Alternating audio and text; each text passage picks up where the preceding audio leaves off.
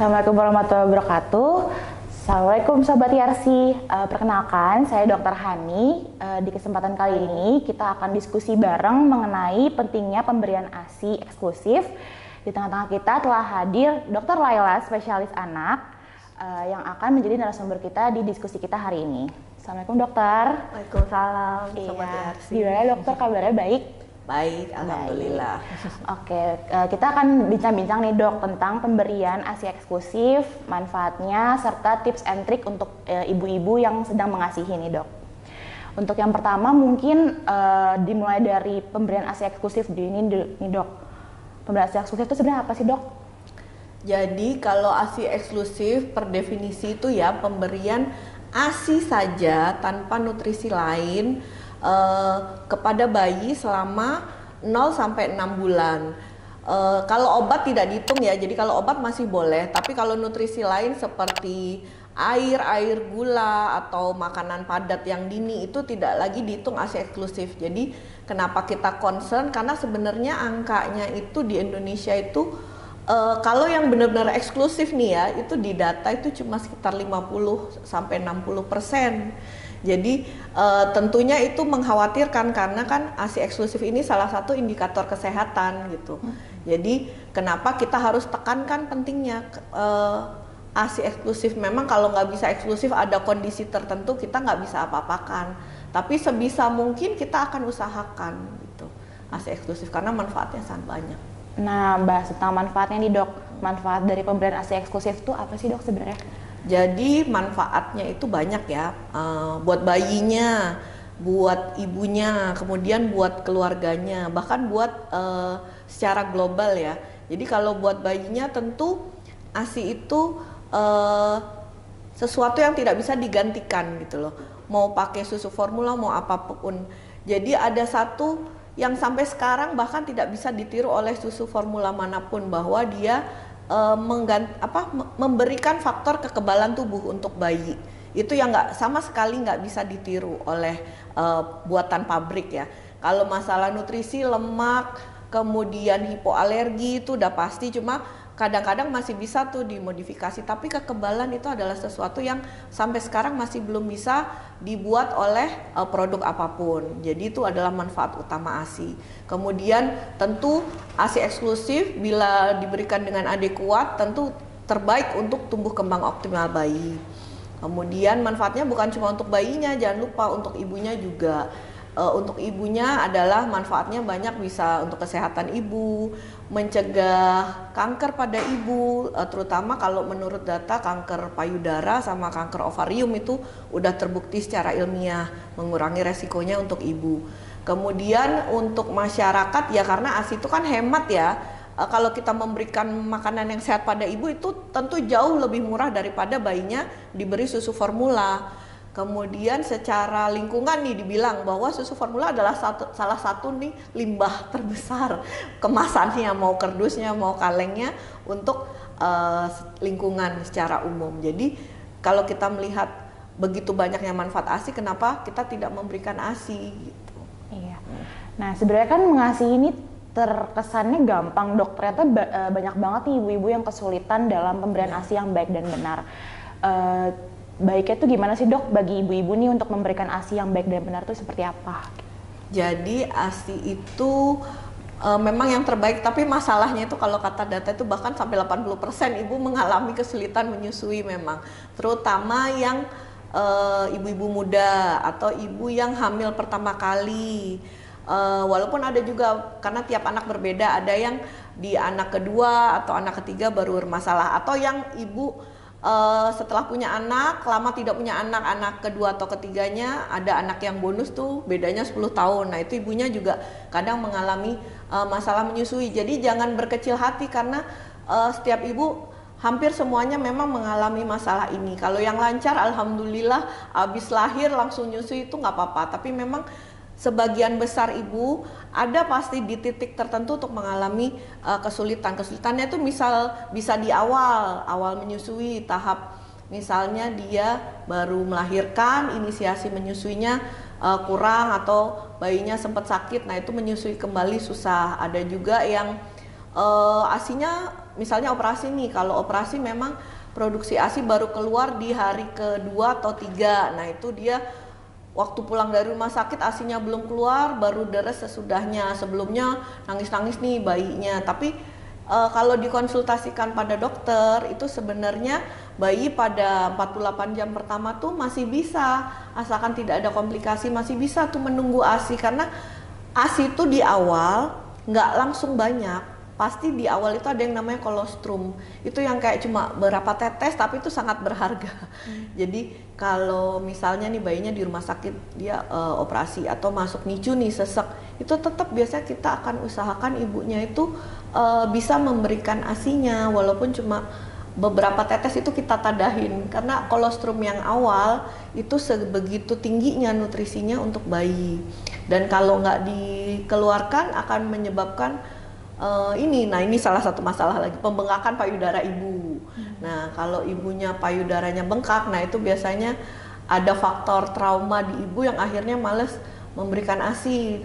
Dan memang harus kalau ada pembengkakan payudara itu ibunya jangan malu atau takut ya, kadang takut dimarahin mertua, kemudian malu misalnya objinnya cowok. Nah itu bisa tuh ke konselor laktasi untuk dibantu, karena kalau payudara bengkak kadang ada yang cuma bengkaknya sedikit dipijat hilang, ada juga yang pada kasus yang ekstrim itu bisa sampai terjadi abses. Abses itu artinya susunya terinfeksi akhirnya membentuk kumpulan nanah. Nah itu pada kasus yang ekstrim sampai harus dilakukan pembedahan. Kita nggak mau itu terjadi karena itu memang angkanya cuma sekian persen, tapi artinya bahwa kita tahu itu kemungkinan terburuknya, jangan untuk menyepelekan payudara yang bengkak gitu. Jadi masalah-masalahnya itu sih yang di awal ya biasanya. Kalau untuk posisi nih dok, ada nggak sih posisi tertentu yang bagus di dalam pemberian ASI gitu? Oh ya, jadi kalau memberikan ASI itu ada, saya selalu bilang posisi menentukan prestasi. Jadi bayinya kalau nggak PW nih posisinya nggak nyaman, itu memang dia kadang-kadang latchment nempel ke ibunya, nempel ke putingnya itu kurang nyaman, akhirnya ASINya nggak keluar. Jadi memang ada, biasa kita ajari nih waktu baru lahir atau ibu yang G1 nih yang baru melahirkan untuk posisi menyusui yang nyaman gitu. Memang itu enaknya sih dipraktekkan ya dok.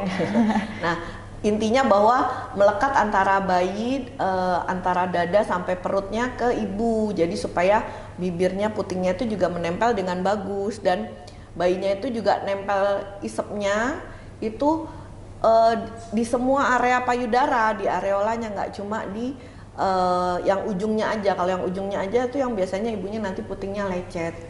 Jadi memang banyak sih pitfallsnya ya, artinya banyak tempat-tempat di mana kemungkinan ibu mengalami kesulitan menyusui itu bisa muncul. Iya. Terus kan sekarang banyak nih dok ibu-ibu yang mengasihi ini juga dia berkarir nih dok. Oh iya. Berkarir. Nah terus ada nggak sih dok tips buat ibu-ibu wanita karir dalam mengasihi ini baiknya gimana untuk biar bisa tetap memberikan ASI secara yang baik dan benar? Oh iya. Jadi kalau memang ibu merencanakan untuk bekerja kembali setelah biasanya cuti kan 3 bulan ya. Nah 2 atau 3 bulan tergantung jatah cutinya. Biasanya kalau bisa sedini mungkin diberitahukan ke dokter anaknya bahwa dok nanti saya mau kerja lagi nih, kira-kira saya bisa nggak ya nyusuin adik terus gitu. Jadi kita persiapkan sedini mungkin.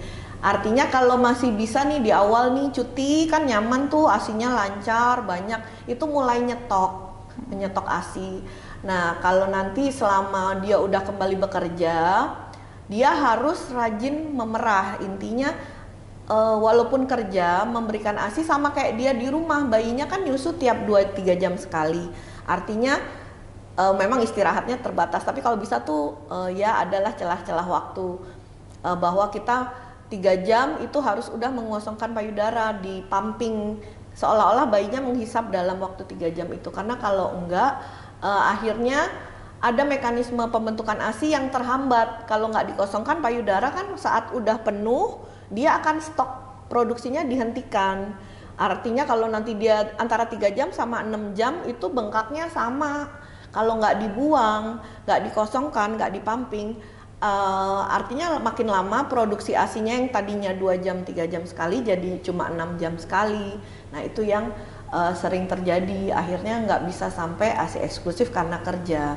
Tapi kalau bisa dikosongkan sesering mungkin, nah itu akan lebih bagus, seolah-olah bayinya memang minum tetap 3 jam sekali gitu.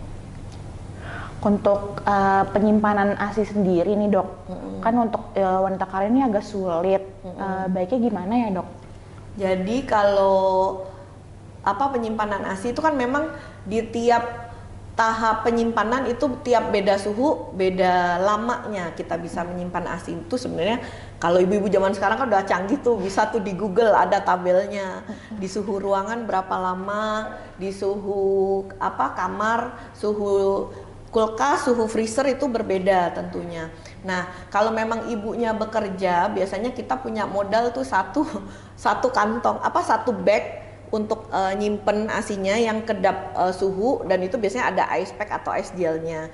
Jadi kalau dia diperah di suhu ruangan, ASI itu bisa tahan sampai 4 jam. Jadi misalnya ibunya cuma kerjanya di TK gitu. Nah, itu kan bisa tuh abis meres ASI, waktu istirahat diantar pulang, itu belum basi ASINya 4 jam. Nah, tapi kalau dia di suhu yang lebih dingin, makanya itu tadi bawa kotak cool box. Jadi ibu-ibu yang misalnya kerjanya di bank atau kantoran, nah itu kan kerjanya mungkin sekitar 8 jam. Jadi itu ASI kalau di tempat yang dingin bisa maksimal sampai 24 jam, asal kita jaga suhunya stabil, jangan dibuka tutup. Nah, atau di kantor misalnya ada kulkas, nah di kulkas yang bawah itu bisa 24 jam, nanti pulang takut nggak dingin kan, ice pack-nya nggak banyak, pulang baru dimasukkan ke ice pack-nya. Nah, kalau di rumah misalnya tadi saya bilang menyetok dari sedini mungkin. Nah, itu bisa di kulkas, itu bisa 1 minggu, artinya ASI yang duluan diperah itu yang duluan dipakai, ASI yang berikutnya yang besok itu untuk besoknya lagi gitu. Nah, dan begitu pula seterusnya. Kalau punya freezer lebih bagus lagi. Cuma yang sering orang nggak tahu itu bahwa freezernya itu harus ASI aja, harus terpisah, tidak tercampur daging atau kontaminan lain, karena kadang-kadang ASINya nanti jadi rusak. Nah, kalau misalnya dia freezernya khusus ASI, itu memang secara data stabil tuh sampai 3 bulan ASI beku itu kalau disimpan nanti baru dicairkan. Nah, tapi kalau memang nggak bisa, biasanya ya 1-2 bulan lah. Tapi saya bilang kalau nggak bisa punya kulkas atau freezer yang terpisah, sediakan kayak, sekarang kan udah ada tuh, nggak boleh sebut merek ya, yang kontainer ya, itulah ya merek teh itu. Nah, yang vakum, nah simpanlah plastik-plastik ASINya di dalam situ. Jadi seolah-olah kita memisahkan dia dari bahan-bahan yang lain yang ada di kulkas atau freezer gitu. Bisalah segala cara sekarang untuk mempermudah karena udah maju ya. Iya, udah banyak perkembangan ya dok ya. Nah, untuk ibu-ibu sekalian yang punya masalah untuk mengenai pemberian ASI atau mau konsultasi baiknya pemberian ASI yang baik dan benar itu seperti apa, bisa nih untuk berobat, berkonsultasi dengan Dr. Laila spesialis anak. Dr. Laila ini berpraktek di RSCRC Senin sampai Sabtu, kecuali hari Kamis ya. Jadi mulai prakteknya dari jam 9 ya dok, sampai jam 1 ya. Oke dok, untuk selanjutnya dok, untuk ibu-ibu yang ASINya agak sulit, ada nggak sih dok tips atau makanan apa nih yang bisa untuk mengeluarkan ASINya gitu, jadi ASINya lebih deres gitu dok? Jadi memang sering sekali pada ibu itu yang membuat nggak bisa ASI eksklusif itu mereka merasa produksi ASINya kurang gitu. Nah, biasanya saya memastikan dulu nih, Bu, coba kalau di pumping sebenarnya volumenya berapa nih, kok ibu ngerasa kurang. Kemudian kalau memang benar-benar kurang produksinya, nggak sesuai dengan kebutuhan anaknya menurut berat badan, nah tentu pertama saya selalu sebelum ngasih obat jangan stres. Faktor stres adalah penghambat ASI utama, kembali bekerja atau ya itu tadi tekanan mertua, tekanan tetangga. Nah itu biasanya membuat social pressure itu membuat ibu stres, akhirnya ASINya berkurang. Yang kedua baru tuh makanan, jadi jangan langsung obat. Makanan ibu harus diperbaiki, pastikan minumnya cukup karena ASI kan cair, jadi ibunya harus minumnya cukup. Yang kedua proteinnya cukup, jadi makan lauk pauk yang sehat Bu. Kemudian sayur ya, sayur kan memang tuh nggak cuma daun katuk, orang-orang zaman dulu kan pasti nyuruhnya makan katuk yang banyak. Sayuran, semua sayuran memang diutamakan yang hijau lebih bagus. Jadi daun katuk, mau bayam, mau kangkung. Nah, memang bila semua itu udah dilakukan tapi memang masih kurang ASINya, boleh kita tambahkan suplemen.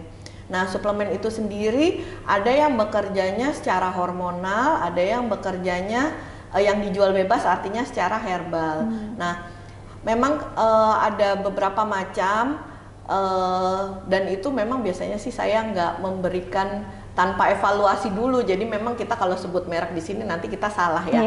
Karena itu yang satu memang harus pakai resep, yang apa artinya yang memang dia bekerjanya hormonal. Yang satu lagi adalah yang herbal. Nah, yang herbal ini kan banyak merek yang populer yang sama diiklankan artis ataupun yang tradisional kayak yang mereka bilang ekstrak daun katuk. Sebenarnya itu adalah perangsang aja. Jadi tetap intinya kita kembali pada nutrisi ibu gitu. Jadi faktor stres dikurangi dan nutrisi diperbaiki, karena kalau nutrisinya kurang otomatis ya kalau mobil misalnya nggak ada bensinnya juga nggak akan jalan gitu.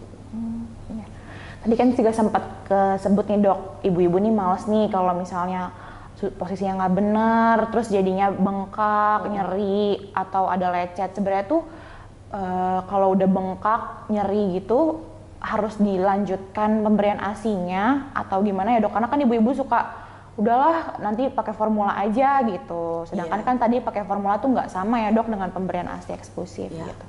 Jadi memang kalau tidak ada indikasi medis sebisa mungkin kita nggak memberikan susu formula.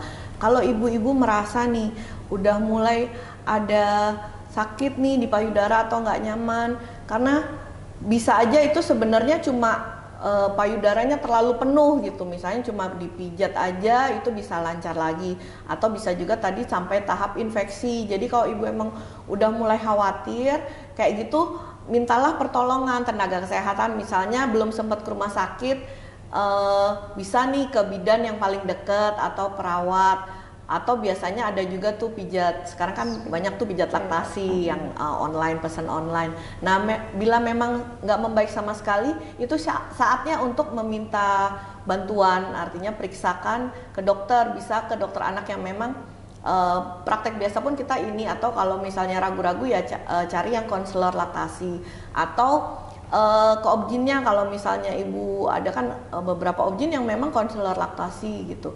Nah, memang harus mencari pertolongan karena kalau dikhawatirkan ada infeksi itu tidak bisa diatasi sendiri sebelum berkepanjangan. Jadi yang dikhawatirkan itu kalau dia bengkak, lama-lama produksi ASINya nggak dibentuk lagi, akhirnya ASINya berhenti, nggak memproduksi dalam jangka tertentu, akhirnya lama-lama stop. Itu yang membuat banyak ibu akhirnya tidak memberikan ASI lagi gitu. Padahal kalau udah awal bengkak, minta pertolongan, sebenarnya mungkin masalahnya belum berat gitu.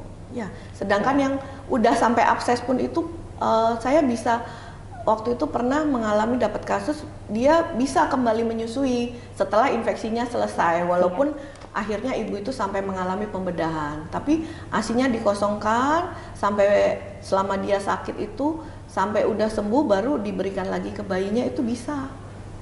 Memang butuh waktu tapi bisa. Artinya kalau masih dini, lebih dini juga kita bisa membantu untuk memberikan kembali ASI ke bayinya ya. Bahas pengalaman tadi dok, kan ada bahas pengalaman itu. Ada nggak sih dok pengalaman unik dokter dalam menangani ibu-ibu dengan gangguan pemberian ASI ini yang menurut dokter paling unik tuh apa contohnya tuh dok? Apa ya? Sebenarnya semua ibu unik ya. Bahkan tadi pagi tuh ada ibu yang bayinya muntah. Nah, itu dikhawatirkan alergi susu sapi. Nah, tetap kita kembalikan bahwa prinsipnya kalau alergi kita kembali alerginya susu sapi nih, khawatirnya kita kembalikan ibunya ke ASI. Cuma ibunya mungkin belum pede untuk memberikan ASINya ke bayinya. Nah, itu dia yang sebenarnya kayak masalahnya itu sederhana tapi sampai berkepanjangan karena alerginya bayinya sampai muntah-muntah terus, berat badannya kurang. Itu kalau diatasi dini kan sebenarnya dia bisa tuh membaik dengan cepat. Makin lama ditunda istilahnya, makin memberat tuh, menjalar kemana-mana masalahnya. Sedangkan Kalau ASI itu makin dini kita atasi, itu sebenarnya makin awal kita bisa mencari masalahnya, mencari solusinya.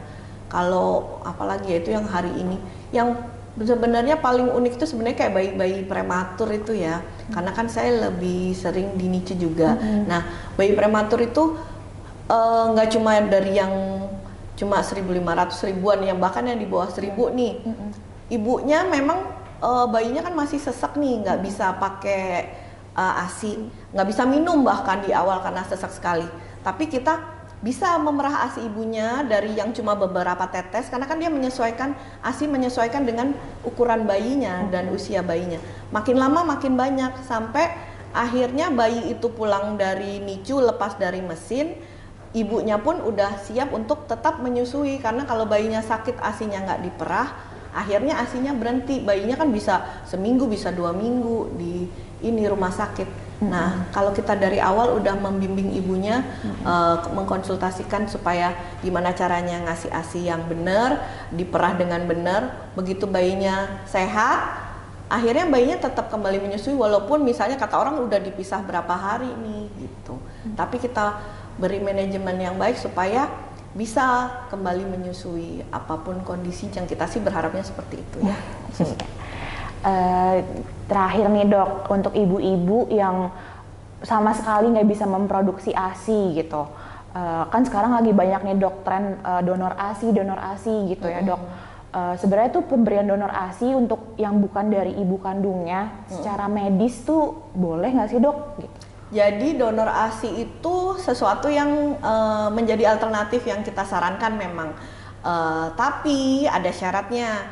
Jadi kalau donor ASI yang pertama paling penting, nah ini kadang orang suka mengabaikan, pastikan donornya sehat. Memang screening donor ASI itu kalau sebisa mungkin itu lengkap pemeriksaan darahnya, karena ASI adalah kan itu sebetulnya darah juga ya, ada komponen darah. Jadi harus dipastikan tidak ada infeksi. Infeksinya yang di screening itu cukup banyak, yaitu termasuk salah satunya penyakit menular seksual atau TORCH yang biasa di screening di ibu hamil. Nah, kita pastikan kalau mau memberikan ASI donor, pastikan donornya itu adalah orang yang sudah di screening, atau kalau misalnya memang butuh-butuh bener ASInya, misalnya yang penerima donornya itu yang memberikan fasilitas untuk cek screeningnya itu. Nah, kalau donor ASI sebenarnya sebisa mungkin mendekati usia bayinya yang ideal. Jadi kalau bayinya yang mau diberi donor itu kurang dari 6 bulan, donor ASInya juga sebaiknya kurang dari 6 bulan.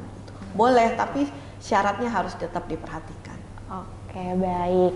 Kita udah diskusi banyak nih tentang pentingnya pemberian ASI, terutama ASI eksklusif ya. Jadi tadi kita udah bahas bahwa pemberian ASI eksklusif itu hanya memberikan ASI sampai usia 6 bulan tanpa ada makanan pendamping maupun air gula. Terus pemberian ASI ini banyak banget manfaatnya, terutama untuk dede bayinya maupun ibunya ataupun juga keluarganya. Banyak banget nih pemberian ASI itu sangat tricky ya tadi ya ibu-ibu sekalian. Jadi untuk ibu-ibu sekalian yang mau konsultasi lebih lanjut tentang pemberian ASI yang baik dan benar, bisa untuk datang konsultasi dengan Dr. Laila spesialis anak di Rumah Sakit Yarsi. Dr. Laila praktik setiap hari Senin sampai Sabtu, kecuali hari Kamis dari jam 9 sampai jam 1. Mungkin sekian kali ya dok diskusi kita hari ini. Semoga diskusinya bermanfaat bagi ibu-ibu sekalian. Jangan lupa untuk bisa datang ke RSYarsi untuk bisa konsultasi dengan Dr. Laila. Terima kasih. Assalamualaikum warahmatullahi wabarakatuh.